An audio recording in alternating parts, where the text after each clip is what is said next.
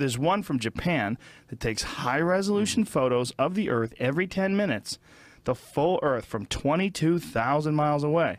Yeah, that's the Japanese Himawari 8 Yes, satellite. yeah. But there's also like there's a US satellite that was just launched last year, the GOES 16 satellite, which is basically the same resolution. Pull this sucker right up to your face. All right, sorry. No Yeah, and the worries. Russians have a satellite. Everyone's got their own satellite because these are basically weather satellites. Yeah. So they put them like over the equator so they can see their own country. So Russia has one. You can mostly see India. China has one. It's not as good as the other ones, but the Russian ones are like it's the same resolution, 121 megapixels.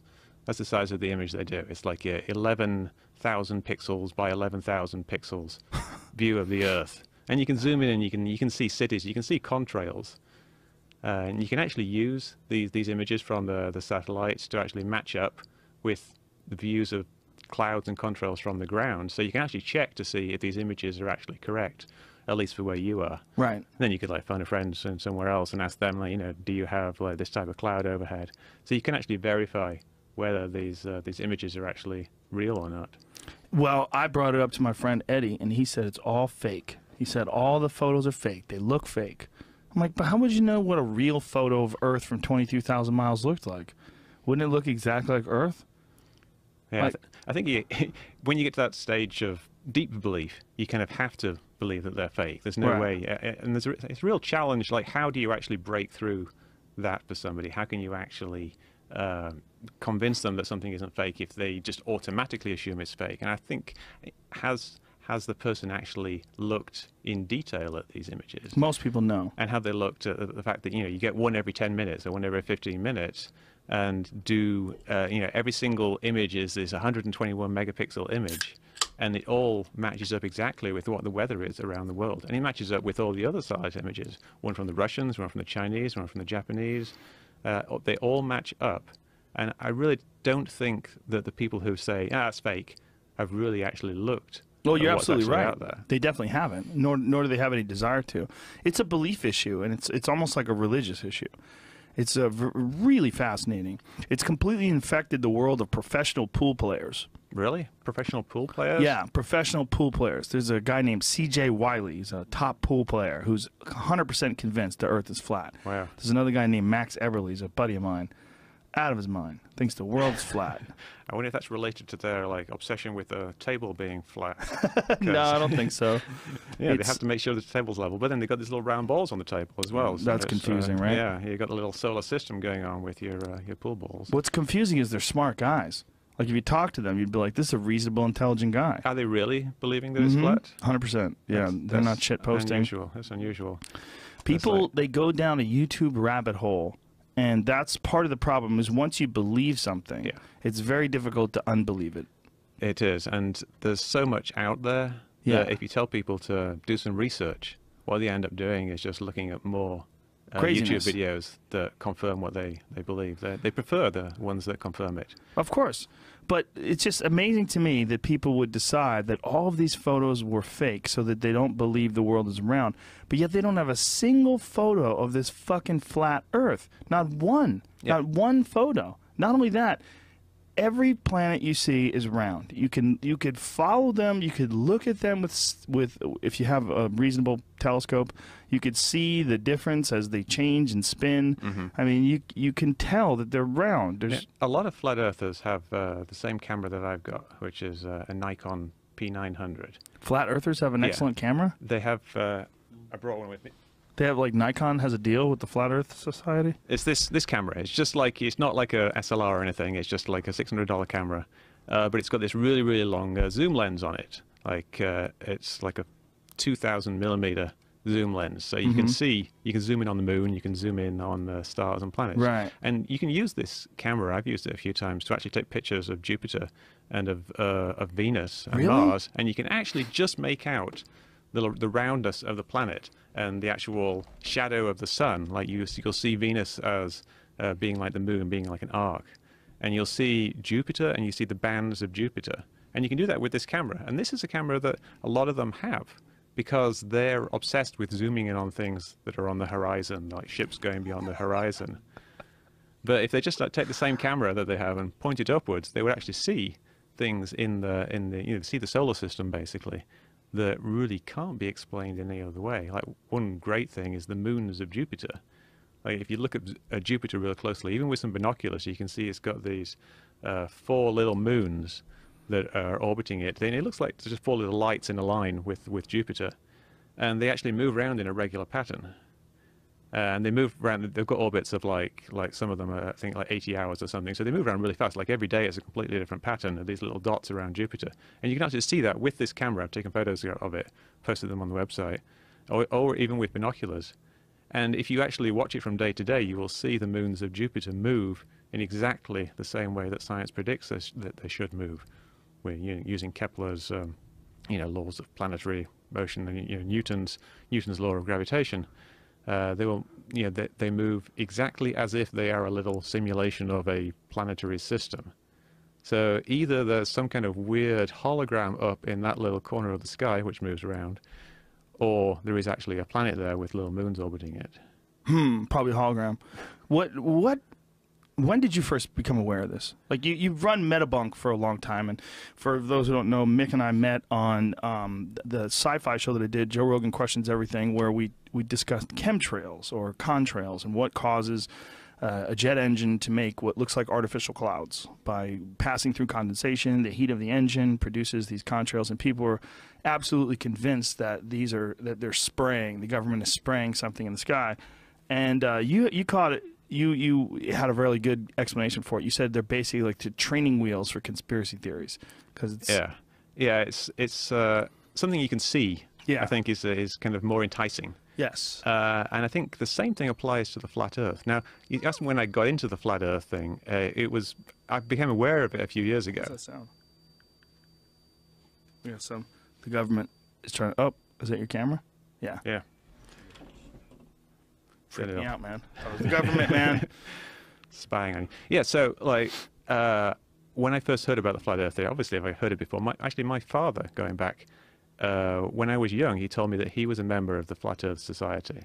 Your father told you that? Yeah. Was he joking around? Kind of, but what he was doing it in a kind of satirical way, ironically. He was doing it because he was saying people are too sure of themselves, and so I'm going to join the Flat Earth Society. He didn't believe the Earth was round. So it's been around for quite a while, the Flat Earth Society. The Flat Earth theory has been around, obviously thousands of years ago people thought the Earth was round, and then slightly fewer thousand years ago people figured out that it wasn't. It was figured out by the ancient Greeks 3,000 years ago that it wasn't. And by the that it wasn't round? That it wasn't flat, sorry. Oh, you fucked it up. You gave up the goose. You said thousands of years ago that people thought the Earth was round, and they realized it wasn't. Yeah. You just right now you gave them fuel. That's a quote that's going to go on YouTube. Fucked up. Like my "I am a shill" quote. Yep. From the last one. Which, strike that one. A slight misquote.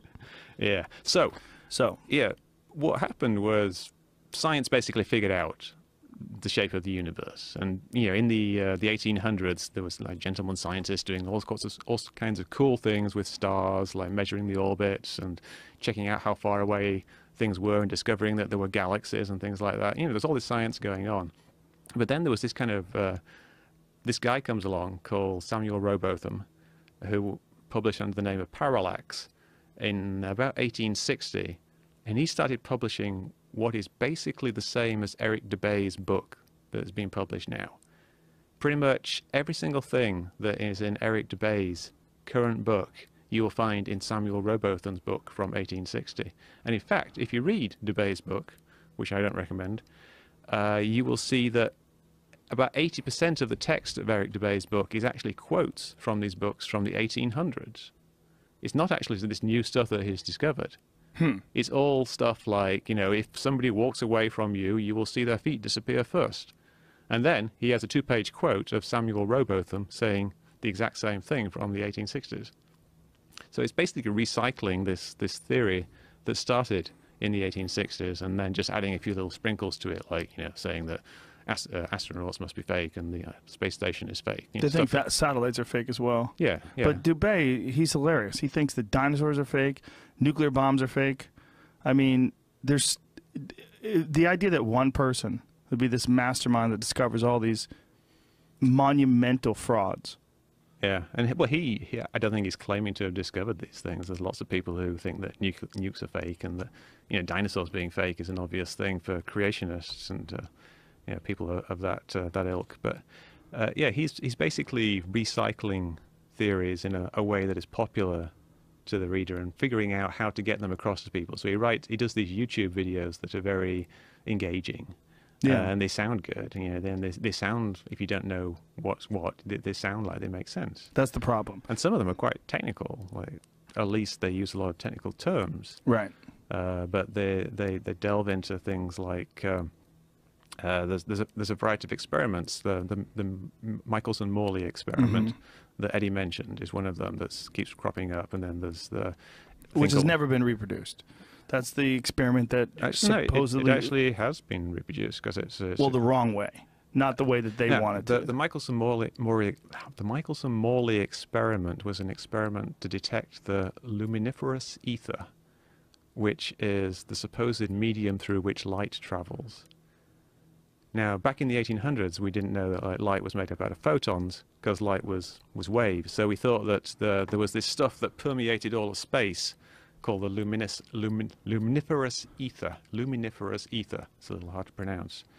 And that this is what light traveled through as waves going through. And they didn't know exactly how it worked, but they figured there must be this stuff that permeates all of space. And then they figured that since the Earth was moving, and these scientists actually knew at the time that the Earth was moving, so they were using this as a basis for their experiment, they thought that if the Earth is moving, then they will be able to detect the ether by doing this experiment. So what they did, they set up this experiment where they shot light one direction, then they shot it in the other direction, then when it came back together, it combined. And if they were moving through the ether, or if the ether was moving through them, then the light that went one way would interfere with the light that went the other way. So that was the whole experiment, was just this thing. They shot these two light beams in two directions, and they figured, if we turn the table this way, it will change because we're now going through the ether in a different direction. But what happened was nothing was detected, which was kind of the start of people realizing, oh, there is no luminiferous ether permeating the universe. But they used that to say that it's because the Earth isn't moving. That was what the flat Earth people tried to use, right? Yeah, they did. But Michelson and Morley knew the Earth was moving. Right. They wanted to figure out whether the ether was moving with the Earth, or whether the Earth was moving through the ether. Right. So they were trying to detect the ether. So people who thought that the Earth was the center of the universe, not really so much flat Earthers, people who were geocentrists, people who thought that the sun went around the Earth and all the stars went around the Earth. There's still people like that, by the way. Oh yeah. There's a recent resurgence. I think it was Gavin McGinnis sent me something where some guy thinks that the Earth is the center of the universe. Essentially, he was saying that it sort of confirms everything in Genesis. I was like, what? Yeah, well, I mean, if you need to shoehorn the whole universe into, the descriptions in Genesis, then you're probably going to have to take a few shortcuts. But yeah, there's these experiments like the Michelson-Morley experiment, but people bring them up, and they say that what they detected was no motion. Right. But what it actually detected was no luminiferous ether. Right. And because they detected no luminiferous ether, they eventually led to theories about what light actually is, which is wave-particle duality. Light is photons, which act both as a wave and as a particle, and eventually to the theory of relativity. Well, you started Debunk when? When did you? I think it was about 5 years ago, but I've been doing the chemtrail stuff with Contrail Science for over 10 years now. I was just looking at one of my old posts when on the satellite images. I was quite surprised at how long I've been doing it. And Debunk been going about 5 years, and the flat Earth stuff came up maybe 2 years ago. I started to see things about flat Earth, and a bit over a year ago, I wrote a post on what should we do about debunking the flat Earth, and it basically said all these people are basically either trolling or they're crazy. So there's no point addressing either of them. And I think most of them are just trolling, because no one could seriously believe this. You'd have to be I don't think you're right. I know. I've come to realize that I'm not. I was wrong. And that post now, it's gone down the line. But it's I've almost done a 180 from that. It's stunning. It really is stunning. Yeah. And it's stunning how many people, like, this is why Jamie made these, youngjamie.com. You can go and get these flat earth shill shirts that somehow or another we're being paid to say that the earth is round. Like, the idea that anybody would actually believe it. I've had so many people tweet at me, I know where your checks are coming from, bro. You're a fucking sellout. I'm a sellout. Like, why would I give... Do you don't think that if I really thought the earth was flat, like if someone thought the earth was flat, what a revelation that would be. What an amazing discovery. Every scientist would be clamoring to expose this. Every single scientist. The idea that all these scientists who make their name off discoveries, by the way, especially a monumental and provable discovery like the world being flat, like somehow or another they would hide that. And then the big question is, why would the government say the world is flat? I mean, why would they, in any way, why would they rather hide the fact the world is flat? Like, what motivation would anybody have to show that the world was round? It would be pretty fascinating if we lived on this flat disk and everybody else throughout the universe was on a planet. We'd be like, whoa, what's going on? And there's a weird thing that's going on with some of these flat Earth people where they're linking this to a sign that we are in some way special, that we are the chosen ones, and that we, in some... It keeps going back to Genesis, and that that we are the children of God, and that creation is true, and that evolution is a lie, and it gets to some weird anti-Jew stuff with a lot of these guys. Yeah, well, a lot of conspiracy theories basically boil down to some kind of suspicion of other people, and quite often suspicion of Jewish people.